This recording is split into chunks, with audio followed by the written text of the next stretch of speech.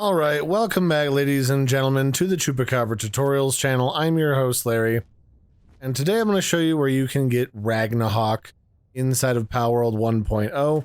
You can find them hanging out around these lava pools up on the side of the giant volcano island, and they make for a really great sort of early mid-game mount. It's the one that everyone really recommends, and they have been recommended since like the early days of beta, and especially since they kind of redid a lot of how the flying stamina works.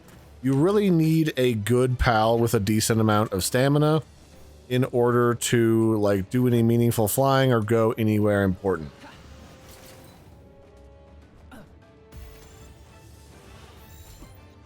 So you can find them just kind of cruising around over here around these lava pools again.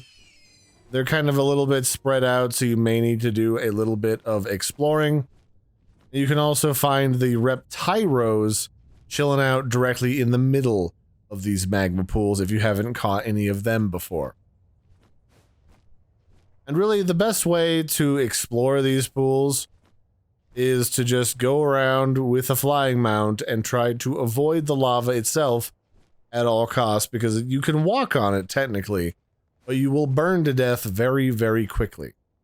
Once you capture a Ragnahawk at level 33 in the technology window, you should be able to learn how to craft a Ragnahawk saddle, and that takes 25 leather, 10 cloth, 20 ingots, 20 flame organs, and 25 paldium in order to craft it, so that you can have some better stamina while you're flying around out and about in the environment.